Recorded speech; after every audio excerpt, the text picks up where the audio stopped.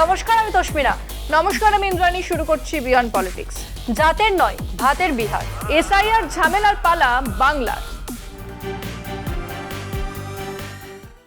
ধুর, ছট পুজোও চলে গেল। আরে এরম দুঃখ পাচ্ছিস কেন? পুজো আসবে, পুজো যাবে, এটাই তো স্বাভাবিক। সেটা নয়, তুমি ভাবো যে এবার উৎসব, এরপর সেই বড়দিন। মাঝে আর কিছু নেই, তাও ঠিক। তবে ছট পুজোর পরে একটু বিহার নিয়ে কথা বলবো না? বলো, তোমার তো কাজই খবর দেওয়া, আর আমার বিষয়টা ঠিকঠাক বুঝে নেওয়া। বিহার নিয়ে খবর থাকলে দাও। বিহারে ভোট চলে এসেছে প্রায়, আর মাত্র কদিন বাকি প্রচারের। হ্যাঁ, বিহার ভোটের হিসেব কি বলছে? বিহারের সবচেয়ে গুরুত্বপূর্ণ অতি অনগ্রসর শ্রেণী, তাদের ভোটের উপর নির্ভর করে আছে অনেক কিছুই। আর কি ফ্যাক্টর? বিহারে এতদিন ধরে যে জাতপাতের ফ্যাক্টর চলছিল, সেই ফ্যাক্টর এখন আর খুব কাজ করছে না। তাহলে কি ফ্যাক্টর কাজ করছে? বিহার এখন কাজের কথা বলছে, চাকরির কথা বলছে, মূল্যবৃদ্ধি থেকে শিক্ষার ইস্যু নিয়ে কথা বলছে বিহার। তাই নাকি? তুমি আমাকে একটু খুলে বলো তো খবরটা। তুই নিজেই দেখে নে, তাহলেই বুঝতে পারবি বিহারের ছবিটা কিভাবে বদলাচ্ছে। 2025 সালের বিহার বিধানসভা নির্বাচনকে ঘিরে রাজনৈতিক লড়াই ক্রমেই তীব্র হচ্ছে। মহাগঠবন্ধন একমত হয়ে ঘোষণা করেছে যে তেজস্বী যাদব মুখ্যমন্ত্রী ও ভিআইপি নেতা মুকেশ সাহানি উপমুখ্যমন্ত্রী হবেন, যদি তারা জনমত পায়। অন্যদিকে এনডিএ এখনও নীতিশ কুমারের নাম ঘোষণা করেনি। কেন্দ্রীয় স্বরাষ্ট্রমন্ত্রী অমিত শাহ জানিয়েছেন, জয়ের পর এনডিএর বিধায়করা মুখ্যমন্ত্রী ঠিক করবেন।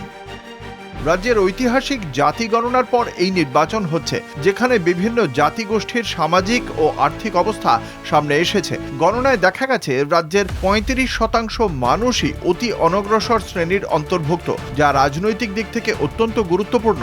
আরজেডির প্রার্থী তালিকায় 143 জনের মধ্যে 15 জন মহিলা, 52 জন যাদব, 18 জন মুসলিম, 13 জন কুশাবা ও 2 জন কুর্মী। অন্যদিকে বিজেপির 101 জন প্রার্থীর মধ্যে অর্ধেকই উচ্চবর্ণের। এতে দেখা যাচ্ছে আরজেডি এবার যাদব মুসলিমদের বাইরে গিয়ে ইবিসিদেরও গুরুত্ব দিচ্ছে। নীতিশ কুমার আগে ইবিসি ও মহা দলিতদের জন্য নানা প্রকল্প চালু করেছিলেন। পাশাপাশি 1 কোটি মহিলার ভোট ব্যাংক গড়ে তুলেছেন জীবিকা দিদি প্রকল্পের মাধ্যমে। নির্বাচনের ঠিক আগে এই দিদিদের 10,000 টাকা ঋণ দেওয়া হয়েছে। তেজস্বী প্রতিশ্রুতি দিয়েছেন, জীবিকা দিদিদের সরকারি কর্মচারী করে মাসে 30,000 টাকা বেতন দেবেন এবং তাদের ঋণের সুদ মকুব করবেন। এছাড়া প্রতিটি পরিবার থেকে একজনকে সরকারি চাকরির নিশ্চয়তা দেওয়ার আইন আনারও কথা বলেছেন।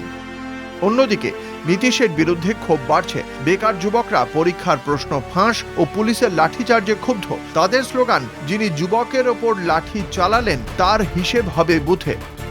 বিহারের নির্বাচন এবার শিক্ষা, চাকরি, মূল্যবৃদ্ধি ও জীবিকার মতো বাস্তব ইস্যুর ওপর দাঁড়িয়ে রয়েছে। ধর্মীয় মেরুকরণের প্রচেষ্টা ব্যর্থ হচ্ছে। সমীক্ষা বলছে, মুখ্যমন্ত্রী পদে তেজস্বী নীতিশের থেকে প্রায় 30% এগিয়ে। রাহুল গান্ধীর ভোটার অধিকার যাত্রায় ভোটাধিকার, চাকরি ও মর্যাদার প্রশ্ন জোর পেয়েছে। তবে ভোটার তালিকার বিশেষ সংশোধনে লক্ষাধিক নাম বাদ যাওয়ায় নির্বাচন কমিশনের ভূমিকা নিয়েও প্রশ্ন উঠছে। যদি লড়াই হাড্ডাহাড্ডি হয়, তবে এই ইস্যুই গেম চেঞ্জার হতে পারে। বিহারে তাহলে ভোটের লড়াই হাড্ডাহাড্ডি হতে পারে? তেমনই তো মনে হচ্ছে। আচ্ছা, আর কি খবর দেবে বলো তো? এই মুহূর্তে সবচেয়ে বড় খবর। কি খবর বলো তো? এসআইআর।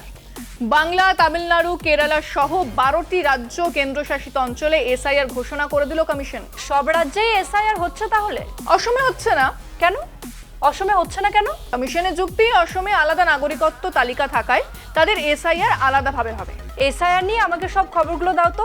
বিরোধীরা কি বলছে? তুই এই খবরটা দেখ, তাহলেই বুঝে যাবি।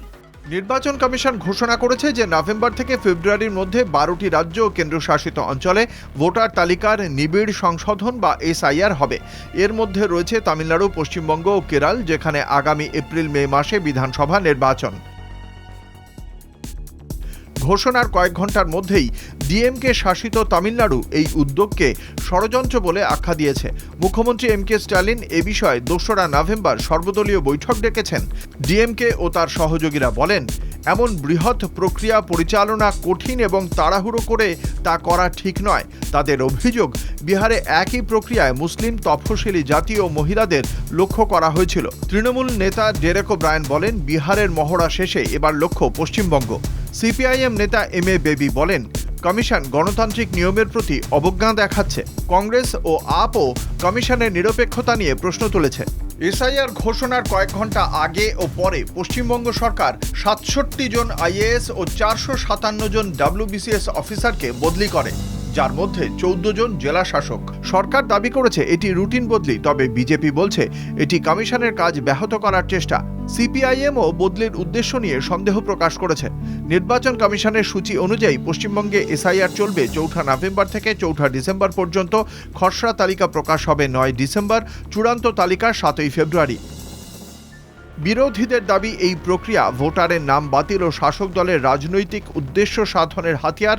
আর বিজেপির মতে এটি ভুয়ো ভোটারদের মুছে দেওয়ার জন্য এক অত্যন্ত প্রয়োজনীয় সৎ উদ্যোগ।